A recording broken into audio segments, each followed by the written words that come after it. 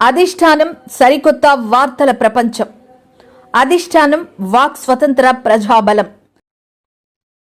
Welcome to అధిష్టానం TV. ముందుగా బులెటిన్ల headlines. Swarnandhra విజయం 2047 రాష్ట్ర దశ దిశను మారుస్తుంది. సీఎం చంద్రబాబు. ముఖ్యమంత్రి చంద్రబాబు నాయుడుని మరోసారి పొగడ్తలతో ముంచెత్తిన deputy CM Pawan Kalyan. Swarnandhra mission 2047 document రూపకల్పన వెనుక సీఎం చంద్రబాబు కృషి చాలా ఉంది. ఏపీ ఆర్థిక శాఖ మంత్రి పయ్యావుల కేశవ్. ఎన్నికల ముందు ఆర్భాటంగా ప్రచారం చేసిన సూపర్ 6 హామీలు అమలు చేయడంలో కూటమి ప్రభుత్వం విఫలం. ఆసుపత్రి నుంచి డిశ్చార్జ్ తర్వాత 11 నిమిషాలు ఆడియోను విడుదల చేసిన మోహన్ బాబు. కూటమి ప్రభుత్వ 6 నెలల పాలనలో మోసాలు, అరాచకాలు తప్ప ప్రజా సంక్షేమం ఏమాత్రం లేదు. మాజీ మంత్రి. నిషేధిత ప్లాస్టిక్ వాడకాన్ని పూర్తిగా తగ్గించి పర్యావరణ పరిరక్షణకు అందరూ కృషి చేయాలి. 74వ వార్డ్ కార్పొరేటర్. మధురవాడ జాతర శిల్పారామంలో రాష్ట్ర చేనేత వస్త్ర ప్రదర్శనను ప్రారంభించిన భీమిలి ఎమ్మెల్యే గంటా శ్రీనివాసరావు. రైతు సమస్యల పట్ల జిల్లా కలెక్టరేట్ వద్ద చేపట్టిన నిరసన ర్యాలీలో పాల్గొన్న పాలకొండ మాజీ ఎమ్మెల్యే కళావతి. స్వర్ణాంధ్ర విజయం 2047 రాష్ట్ర దశ దిశను మారుస్తుందని సీఎం చంద్రబాబు అన్నారు. విజయవాడలోని స్వర్ణాంధ్ర 2047 విజన్ డాక్యుమెంట్ ఆవిష్కరణ సందర్భంగా ఏర్పాటు చేసిన కార్యక్రమంలో ఆయన మాట్లాడారు. అన్ని డిపార్ట్మెంట్ని సమీక్షలు చేసుకున్నాం. గాడి తప్పిన పరిపాలన ఘాట్లో పెట్టాం. ఎక్కడికక్కడ సమస్యలన్నీ పరిష్కారం చేసి 1-2 కాదు, అనేక చిక్కుముడులేసే పరిస్థితికి వచ్చారు. రాష్ట్రాన్ని పూర్తిగా విధ్వంసం పాలు చేసే పరిస్థితికి వచ్చారు. ఒక్కోసారి మాకే అర్థంగా నాకు అనుభవం ఉందిగా 4వసారి ముఖ్యమంత్రిని. ఎప్పుడు కూడా ఇన్ని ఇబ్బందులు నేను ఎప్పుడు ఎదుర్కోలేదు. అన్ని ఇబ్బందులు సృష్టించారు. అన్ని ఇబ్బందుల్ని ఎదుర్కొని నిన్న మీరు చూస్తే నిన్న మొన్న కలెక్టర్స్ కాన్ఫరెన్స్ పెట్టుకున్నాం. 6 నెలలైన వెంటనే మళ్ళీ విజన్ 2047 డాక్యుమెంట్ తీసుకొచ్చి ఈరోజు తెలుగు జాతికి భారతదేశానికి అంకితం చేశామంటే అది మాకుండే అకుంఠిత దీక్ష అని చెప్పి కూడా మరి ఒక్కసారి మీ అందరికీ విజ్ఞప్తి చేస్తున్నా. ఈరోజు మనందరం గర్వపడే విధంగా నరేంద్ర మోడీ గారి నాయకత్వంలో భారతదేశం ప్రపంచంలోనే ఒక శక్తివంతమైన దేశంగా తయారయ్యే పరిస్థితి వచ్చింది. 2047లో మన దేశం 100 ఏళ్ల స్వాతంత్ర భారతోత్సవాలు జరుపుకోబోతున్నాం. అప్పటికల్లా ప్రపంచంలో ఒక అగ్రదేశంగా ఉండాలనే ఉద్దేశంతో వికసిత్ భారత్ 2047 ప్రధానమంత్రి గారు తయారు చేశారు. అయితే కేంద్రంలో ఎన్డీఏ ప్రభుత్వం వికసిత్ భారత్ 2047 పేరుతో లక్ష్యాలు నిర్దేశించుకొని ముందుకు పోతున్నారు. అందులో భాగంగానే మనం ఈరోజు స్వర్ణ ఆంధ్రప్రదేశ్ విజన్ డాక్యుమెంట్ తయారు చేశాం. నరేంద్ర మోడీ గారు కానీ మనందరి ఆలోచన ప్రపంచంలోనే భారతదేశం నెంబర్ 1 దేశంగా ఉండాలని, భారతీయులు ప్రపంచంలోనే నెంబర్ 1గా ఉండాలని మనందరి సంకల్పం. అదే సమయంలో నేను కానీ పవన్ కళ్యాణ్ గారు కానీ వేదిక పైన కూర్చున్న మా ఆలోచన తెలుగు జాతి ప్రపంచంలోనే నెంబర్ 1గా ఉండాలనేది మా సంకల్పం. అదే సమయంలో ఆంధ్రప్రదేశ్ రాష్ట్రం నెంబర్ 1 రాష్ట్రంగా ఉండాలని దృష్టితో ముందుకు పోతున్నామని చెప్పి కూడా నేను మీకు తెలియజేస్తున్నాను. ఈరోజు చాలామంది ఇక్కడ ఉన్నారు. ఈరోజు ఒక నిర్దిష్టమైన ముఖ్యమంత్రి చంద్రబాబు నాయుడుని మరోసారి పొగడ్తలతో ముంచెత్తారు deputy CM Pawan Kalyan. Swarnandhra vision 2047 ఆవిష్కరణ వేదికగా సీఎంపై పవన్ ప్రశంసల వర్షం కురిపించారు. కానీ ఇవి దిక్సూచ్యం. మనం ఏ డైరెక్షన్లో వెళ్ళాలి, ఏ వైపు వెళ్ళాలనేది మనకు చాలా క్లియర్ కట్గా అవసరం. అది వ్యక్తిగా కావచ్చు, సమాజానికైనా కావచ్చు. నారా చంద్రబాబు నాయుడు గారు 90s నేను హైదరాబాద్కి షిఫ్ట్ అయినప్పుడు, ఆయన ముఖ్యమంత్రిగా అయ్యి కొన్ని సంవత్సరాలు అయిన తర్వాత రోడ్ల మీద వెళ్తున్నప్పుడల్లా మాకు 2020 విజన్ స్టేట్మెంట్ అనేది ఎప్పుడు ఉండేది. ఆ తర్వాత కొద్ది కాలం తర్వాత హైటెక్ సిటీ అని ఒక బిల్డింగ్ కట్టారు. నేను ఆ డాక్యుమెంట్ కొంత చదివాను, కొంత నాకు నా స్థాయికి అది అర్థం కాలేదు. నేను నా ప్రపంచంలో ఉన్నాను, బయట ప్రపంచం నాకు ఇంకా తెలియదు. కానీ ఆయన తన కోసం కలలు కనలేదు. తెలంగాణ, ఆంధ్రప్రదేశ్, ఉమ్మడి ఆంధ్రప్రదేశ్ కోసం కలలు కన్న ఒక మహానాయకుడు. ఆ రోజు కలలు కన్నప్పుడు చాలామందికి అర్థం కాదు. ఇక్కడున్న వ్యక్తుల్లో, చిన్నపిల్లల్లో కానీ ఎవరో ఒకళ్ళు ఒక 2047కి నేను ఇది అవుతానంటే ఈరోజు హాస్యాస్పదంగా ఉండొచ్చు. మనకి కాలానికి ముందుకెళ్ళి చూస్తే ఆ సాధించిన తర్వాత అప్పుడు ఈరోజు నీ మిషన్ స్టేట్మెంట్ విలువ అర్థమవుతుంది. అలాగా 2020 విజన్ స్టేట్మెంట్ ఇచ్చినప్పుడు అదే మాదాపూర్లో అదే చోట్ల మేము ట్రైనింగ్ కనో లేదంటే రకరకాల వెళ్ళేవాళ్ళం ఆ రాళ్ళు రప్పలు చూడడానికి. మేమందరూ రాళ్ళు రప్పల్ని చూస్తే ఆయన ఒక సైబర్ సిటీని చూశారు, ఇంకొక నగరాన్ని దర్శించారు. సరికొత్త నగరాన్ని చూడటం అంటే ఏంటంటే, ఒక నగరాన్ని నిర్మించిన వ్యక్తికి డబ్బులు రావు, గుర్తింపు రాదు. తాజ్మహల్ రూపకర్తకి పేరు తెలియదు మనకి, కానీ తాజ్మహల్ గుర్తుండిపోయింది. తాజ్మహల్ నిర్మాణానికి రాళ్ళెత్తిన కూలీలు ఎవరంటే కూలీలు గుర్తులేరు, కానీ నిర్మాణం గుర్తుండిపోయింది. ఈ రోజున అన్ని లక్షల మందికి ఉపాధి కల్పించే సైబరాబాద్ కానీ, ఆ వచ్చిన బిల్డింగ్స్ కానీ, ఉపాధి అవకాశాలు కానీ, దాని రూపకర్త, దాని శిల్పి, దాని చీఫ్ ఆర్కిటెక్ట్ శ్రీ నారా చంద్రబాబు నాయుడు గారు. నేను 2014 నుంచి రాష్ట్ర విభజన జరిగినప్పటి నుంచి నేను ఎందుకు ఆయన ముఖ్యమంత్రిగా ఉండాలని కోరుకున్నానంటే, పాలిటిక్స్లో సహజంగా రాగానే ప్రతి ఒక్కరికి ఒక స్వార్థం ఉంటుంది. నేనేదో అయిపోవాలని, నేనేదో అయిపోవాలని నేను కళ్ళ. స్వర్ణాంధ్ర మిషన్ 2047 డాక్యుమెంట్ రూపకల్పన వెనక సీఎం చంద్రబాబు కృషి చాలా ఉందని ఏపీ ఆర్థిక శాఖ మంత్రి పయ్యావుల కేశవ అన్నారు. ప్రతి ఒక్కరూ భవిష్యత్తు బాగుండాలని లక్ష్యంతో ఈ డాక్యుమెంట్ ను రూపొందించినట్లు చెప్పారు. గౌరవ ముఖ్యమంత్రి వర్యులు శ్రీ నారా చంద్రబాబు నాయుడు గారికి, గౌరవ ఉప ముఖ్యమంత్రి శ్రీ పవన్ కళ్యాణ్ గారికి, భారతీయ జనతా పార్టీ జాతీయ కార్యదర్శి రాష్ట్ర మంత్రివర్యులైనటువంటి శ్రీ సత్యప్రసాద్ గారికి, తెలుగుదేశం పార్టీ జాతీయ కార్యదర్శి రాష్ట్ర మంత్రివర్యులు అయినటువంటి శ్రీ నారా లోకేష్ గారికి, సహచర మంత్రివర్యులకు, శాసనసభ్యులకు, పార్లమెంటు సభ్యులకు, విచ్చేసినటువంటి అన్ని వర్గాల తెలుగు ప్రజానీకానికి హృదయపూర్వక నమస్కారాలు. ఇదొక చారిత్రాత్మక దినం, చరిత్రని మలుపు తిప్పేటువంటి దినం, రాష్ట్ర ప్రజల భవిష్యత్తుకు దిశానిర్దేశనం చేసేటువంటి దినం. విజన్ 2047ని ఆవిష్కరించినటువంటి ఈ రోజు రాష్ట్రం భవిష్యత్తులో ఏ దిశలో వెళ్ళాలి అనేటువంటి దిశానిర్దేశనం చేసినటువంటి ఈ కార్యక్రమంలో మనం అందరం కూడా భాగస్వాములు కావడం అనేటువంటిది అదృష్టం అనేటువంటిది సందర్భంగా గుర్తు చేస్తా ఉన్నా. ఈరోజు ఆయన ఆవిష్కరించినటువంటి డాక్యుమెంట్ ఏదైతే ఉందో అది కేవలం ఏదో కన్సల్టెంట్లు తయారు చేసినటువంటి పుస్తకాలు కాదు. దీని వెనకాల చంద్రబాబు నాయుడు గారి గంటలు గంటలు, వారాలు వారాలు, రోజులు రోజులు, రాత్రి సెక్రటరేట్లోనే భోంచేసి 11 గంటలు 12 గంటల దాకా శాఖల వారీగా, వర్గాల వారీగా, గ్రామాల వారీగా, మండల వారీగా ఏ రకమైనటువంటి ప్రణాళికల్ని ప్రజల కోసం కావాలి అని ఆయన ఆలోచనల్ని గ్రంథస్థం చేయడమే ఈరోజు విజన్ డాక్యుమెంట్ 2047 అనేటువంటి చెప్తా ఉన్నా.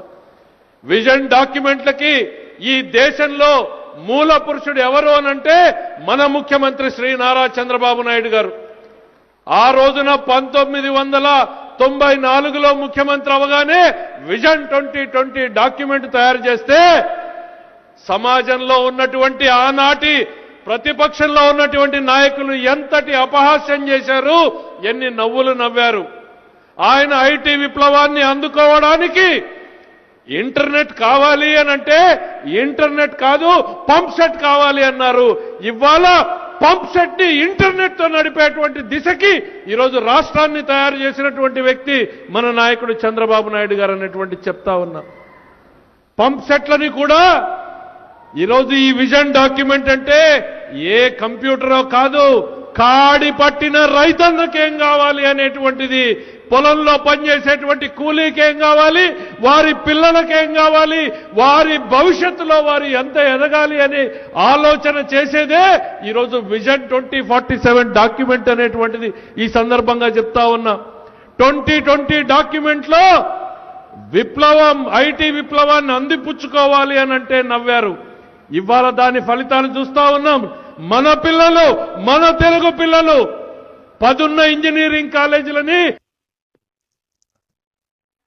ఆసుపత్రి నుంచి డిశ్చార్జ్ అయిన నటుడు మోహన్ బాబు 10 నిమిషాలు ఆడియోని విడుదల చేశారు.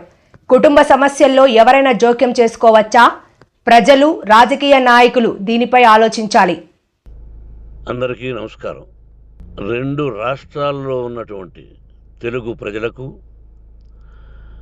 భారతదేశంలోనూ యావత్ ప్రపంచంలోనూ ఉన్నటువంటి తెలుగు మిగతా భాషలలోని అభిమానులకు, నా శ్రేయోభిలాషులకు, ఆత్మీయులకు, ప్రజాప్రతినిధులకు, 2 రాష్ట్రాల ముఖ్యమంత్రులకు, మీడియా ప్రతినిధులకు నా హృదయపూర్వక నమస్కారాలు. గత 4 రోజులుగా ఏవేమి జరుగుతున్నదని అందరికీ తెలుసు. ముఖ్యమంత్రులు కూడా తెలుసుంటుంది. ఎందుకంటే వాళ్ళు ఎన్నో సమస్యలతో తలమునకలై ఉంటారు. కానీ ఎవరో ఆయన పర్సనల్ సెక్రటరీస్ చెప్పుండొచ్చు. నా హృదయంలో ఉండే ఆవేదన ఏమిటంటే కుటుంబ సమస్య. కుటుంబ సమస్యల్లో ఎవరైనా పర్మిషన్ లేకుండా ఇతరులు జోక్యం చేసుకోవచ్చా? మీరే ఆలోచించండి. 100కి 100% అనాల్సిన అవసరం లేదు. కనీసం 95-99% కుటుంబ సమస్యలు ఉంటూ ఉంటాయి. అంటే మేమంతా నటులం కాబట్టి మా విషయాలు, పాపులర్గా ఉన్నటువంటి రాజకీయ నాయకుల విషయాలు, కొంతమంది ఉన్నవి లేనివి, లేనివి ఉన్నవి చెబుతూ ఉంటారు. చెప్పేవాడు కూడా ఆలోచించాలి వాళ్ళ మనసులు, వాళ్ళ కుటుంబ సమస్యలు అని. ఇదంతా ప్రజలకు తెలుసు. కానీ ఎందుకులే మన పనులు మనం చేసుకుందాం అని అందరూ సైలెంట్గా ఉన్నారు. ఇప్పుడు ప్రజలు కూడా, కొంతమంది రాజకీయ నాయకులు కూడా ఆలోచించుకోవాల్సిన విషయం. విజువల్స్ చూడండి, టీవీల్లో వస్తున్నాయి, మీడియా, సోషల్ మీడియాలో వస్తుంది. రాత్రి 8 గంటలకు గేటు తోసుకుని నా బిడ్డ మనోజ్ కుమార్ వచ్చాడు. అది రైటా రాంగా పర్సనల్ విషయం, తర్వాత మాడుకోవచ్చు. పత్రికాధిపతులు, అది పత్రికా సోదరులు 4 రోజుల నుంచి నా ఇంటి ముందు మనుషులను పెట్టుకుని, వ్యాన్లు పెట్టుకొని అలా ఉండడం ఎంతవరకు న్యాయం? నేను అప్పటికీ బయట పోతున్నప్పుడు చెప్పాను, అందరికీ నమస్కారం అయ్యా, మీకు కుటుంబ సభ్యులు ఉన్నారు, దయచేసి నా సమస్యను నేనే పరిష్కరించుకుంటాను నా బిడ్డలతో, దీన్ని చిలవలు పరవలు చేయొద్దండి, దయచేసి నన్ను గౌరవించండి, నేను ప్రజలకు ఏం చేస్తున్నాను ఒక విద్య ద్వారా అనేది మీకు తెలుసు, నటుడిగా మీ అందరికీ తెలుసు, ఒక రాజ్యసభ సభ్యుడిగా మీకు తెలుసు. ఎంత క్లీన్ చిట్టుతో వచ్చానో రాజ్యసభ సభ్యుడిగా. నా హృదయంలో ఉండే ఆవేదన చెప్పనలవే కాదు, మీకే చెప్పాలి. ఈ రోజున ఈ మీడియా సోదరులు ఎంత కల్పితాలు, ఎంత నెగటివిటీ నన్ను గురించి చెప్తున్నారో మీ అందరికీ తెలుసు. దానికి నేను బాధపడడం లేదు. మీరు ముఖ్యంగా తెలుసుకోవాల్సింది, రాత్రుల్లో ఎన్నికల ముందు ఆర్భాటంగా ప్రచారం చేసిన సూపర్ 6 హామీలు అమలు చేయడంలో కూటమి ప్రభుత్వం విఫలమైంది. ఏమీ చేయకపోయినా అన్ని చేసినట్లు అసత్య ప్రచారాలు తప్ప ఈ 6 నెలల్లో కూటమి ప్రభుత్వం చేసిందేమీ లేదు అని మాజీ AP Telugu academy chairperson Lakshmi Parvathi అన్నారు. ఈ మేరకు ఆమె మీడియాతో మాట్లాడుతూ, న్యాయం చేసింది. ఈరోజు దళారుల వ్యవస్థ ప్రవేశించింది. ఈ దళారుల వ్యవస్థ ప్రతి రంగంలో కూడా దళారులు ప్రవేశించారు. అందులో ఈ వ్యవసాయము, ముఖ్యంగా ఈ వరి అమ్మకాల్లో కూడా రైతులు ఎంత నష్టపోతున్నారంటే 300 రూపాయలు నుంచి 400 రూపాయల వరకు రైతులు నష్టపోతున్నారు. అంటే 1725 నుంచి 1300, 1400 కూడా వాళ్ళకి క్వింటల్కి రావట్లేదంటే రైతు నష్టపోతానే ఉన్నాడు. అదేవిధంగా ఇస్తామన్నటువంటి కనీసం గత ప్రభుత్వంలో ఇచ్చినటువంటి 1325 అవి కూడా లేకుండా చేసింది గవర్నమెంట్, 13,250 రూపాయలు. అలాంటిది ఈరోజు దారుణంగా ఈ అన్నమాట ప్రకారం గతంలో ఇచ్చినటువంటి హామీలను కూడా అమలు చేయలేనటువంటి ఒక దుర్మార్గమైన పరిపాలన ఈరోజు సాగుతూ ఉంది.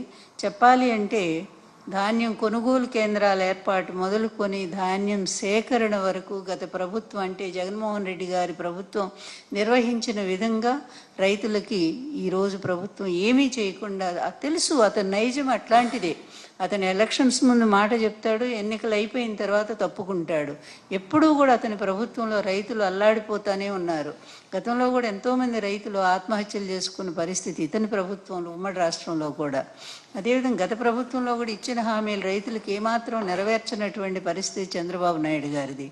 జగన్మోహన్ రెడ్డి గారు వచ్చిన తర్వాతే రైతు భరోసా కేంద్రాల ద్వారా రైతులకు అన్ని విధాలా కూడా ఉపయోగం, అంత మంచి పరిపాలన లేదని ఈరోజు రైతులు మాటికి కూడా జగన్మోహన్ రెడ్డి గారిని గురించి మాట్లాడుకుంటూ ఉన్నారు. అందుకే రైతులకు మద్దతుగా ఈరోజు మా పార్టీ నుంచి అన్ని జిల్లా కేంద్రాల్లో కూడా రైతులకి ఈ ప్రభుత్వం ఇచ్చిన హామీ నెరవేర్చాల్సిందేనో, మీరు ఇస్తానన్నటువంటి 20,000 రూపాయలు ఒక్కో రైతుకి ఇవ్వాల్సిందేనని, దానికి అదేవిధంగా మీరు మద్దతు ధర కూడా ప్రకటించి రైతు నష్టపోకుండా పండించిన ధాన్యానికి పూర్తి న్యాయం చేయాల్సిందే అనే విషయం మీద ఈరోజు మా పార్టీ నుంచి అన్ని జిల్లా కేంద్రాల్లో కూడా ధర్నాలు, అదేవిధంగా కలెక్టర్ కార్యాలయాల ముందు కలెక్టర్ గారికి మెమరాండం ఇవ్వటం, ఈ కార్యక్రమం అంతా కూడా నిర్వహిస్తూ ఉన్నారు.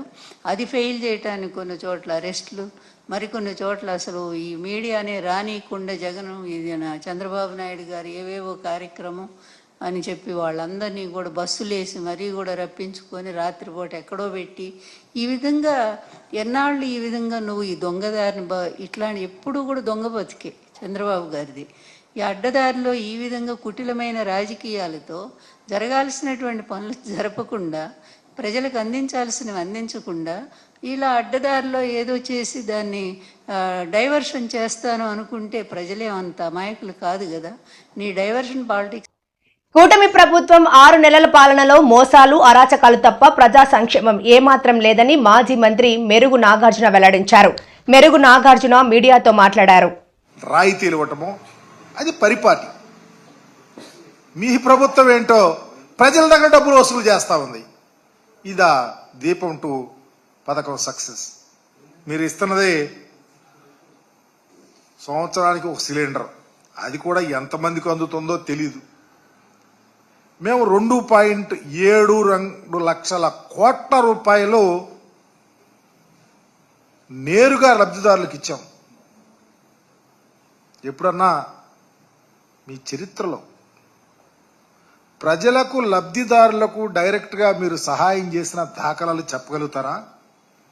ఈరోజు రాష్ట్ర వ్యాప్తంగా 1.54 కోట్ల మందికి దరిదాపు 4,115 కోట్ల రూపాయలు దీనికి అవసరమైతే 895 కోట్ల రూపాయలు వెచ్చించారంటే దీన్ని ఒక సిలిండర్ ఇచ్చి దీన్ని పథకం అంటారా? ఇది సక్సెస్సా? ఎవరిని మభ్యపెట్టడానికి, ఎవరిని మోసం చేయటానికి ఈ యొక్క పగల్పాలు పలుకుతారని అడుగుతా ఉన్నా.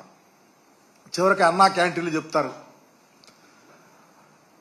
సందాలు వసూలు చేసి భోజనాలు పెడతారు. అది కూడా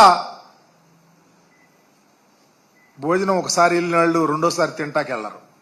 ఇది పరిస్థితి. దీనికి మేమేదో భోజనాలు పెడతా ఉన్నారని ఇంత దయనీయమైనటువంటి పరిస్థితిలో మీ పరిపాలన ఉంటే చివరికి పేదలు, వృద్ధులు, వికలాంగులు, వితంతువులు, మహిళలకు ఇచ్చే పెన్షన్ని దాదాపు 66,34,000 పెన్షన్లు మేము అప్పుడు ఇస్తా ఉంటే దాన్ని 63 లక్షలు కుదించారు. కలెక్టర్ కాన్ఫరెన్స్లో మీ స్వయాన మీ మంత్రి చెబుతున్నాడు 10 లక్షలు పెన్షన్లు తీసేయాలని. అంటే పేద ప్రజలు వీటి మీద ఆధారపడి బ్రతికే ప్రజల యొక్క పట్టు కొట్టడానికినా? దానివల్ల దరిదాపు నెలకు దరిదాపు 400 కోట్లు మీరు కట్ చేయటం వల్ల డబ్బులు వస్తాయి.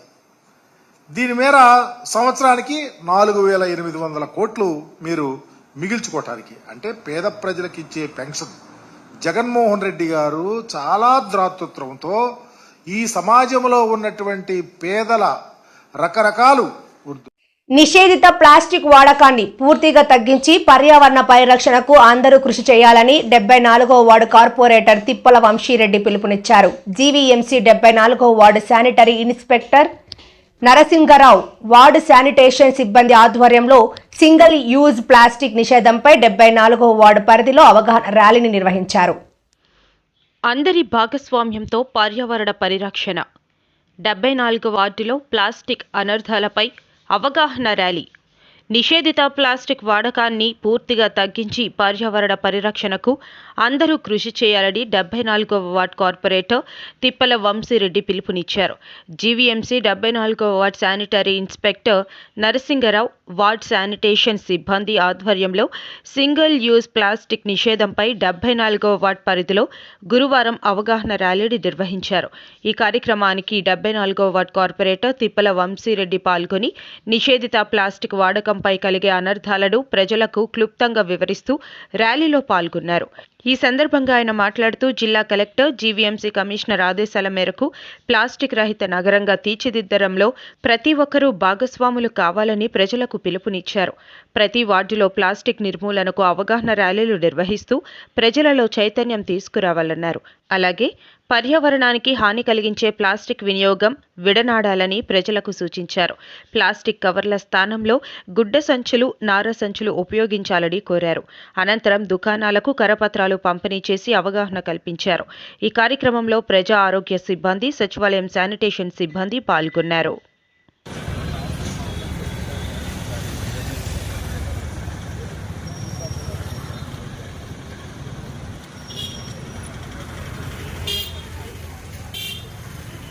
గాజువాక నియోజకవర్గం 74వ వార్డులో శానిటరీ ఇన్స్పెక్టర్ గారు నరసింహరావు గారు ఆధ్వర్యంలో శానిటరీ సెక్రటరీలు మరియు శానిటరీ మిమ్మల్ని ఏమంటారు సూపర్వైజర్స్ రాంబాబు గారు కానీ, రామకృష్ణ గారు కానీ, మధు గారు కానీ, అలాగే సోదరుడు బాబురావు గారు కానీ, అలాగే సచివాలయం సిబ్బంది కానీ, మరియు ఇక్కడ ఇచ్చేసిన శానిటరీ వర్కర్స్ కానీ అందరూ కూడా పెద్ద ఎత్తులో పాల్గొనడం జరిగింది.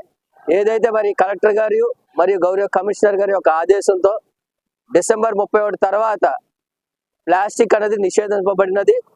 మరి గతంలో మనం చూసాం, కమిషనర్ లక్ష్మీ షా గారు ఉండేటప్పుడు ఏ విధంగా అయితే ప్లాస్టిక్ వాడే వాళ్ళకి ఫైన్ ఇంపోజ్ చేసేవాళ్ళో, మరి ఆ విధంగా మళ్ళీ ఇప్పుడు మన కలెక్టర్ గారు, కమిషనర్ గారు ప్లాస్టిక్ వాడే వాళ్ళకి మరి 5,000, 10,000 మధురవాడ జాతర శిల్పారామంలో రాష్ట్ర చేనేత వస్త్ర ప్రదర్శనను భీమిలి ఎమ్మెల్యే గంటా శ్రీనివాసరావు శుక్రవారం ప్రారంభించారు. ఈ సందర్భంగా ఆయన మాట్లాడుతూ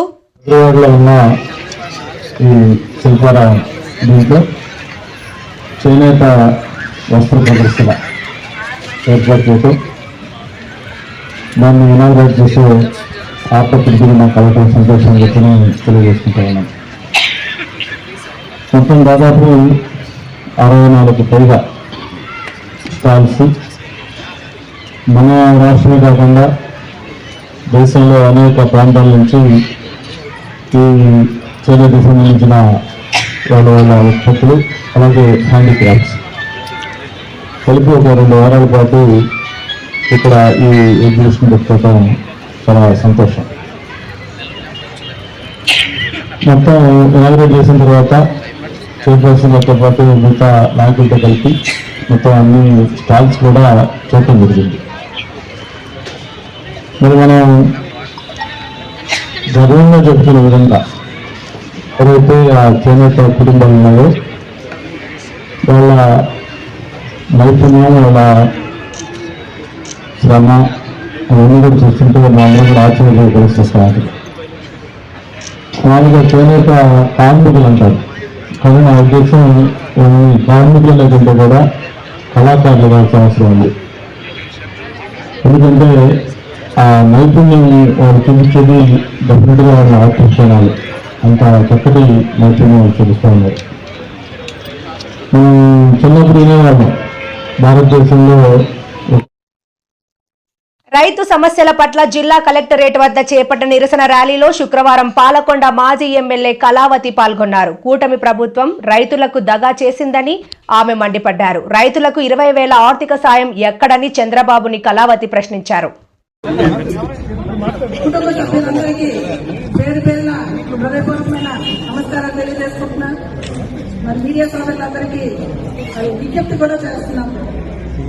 గత ప్రభుత్వానికి ఈ ప్రభుత్వానికి స్పష్టంగా ప్రజలు గమనించినప్పటికీ మరి గతంలో కూడా రైతులు ఈ వ్యవసాయం దండగా అన్న ముఖ్యమంత్రిని మళ్ళా గెలిపించుకోవడం, మరి రైతన్నలందరూ కూడా మరొకసారి దగా పడినప్పుడు కూడా ఈ రోజు మళ్ళా జగనన్న ముందు చూపుతోనే ఈ రోజు రైతన్నులందరూ కూడా ఆలోచించి మాకు మద్దతుగా నిలబడి ఈరోజు ఇంత పెద్ద ఎత్తున వచ్చారు.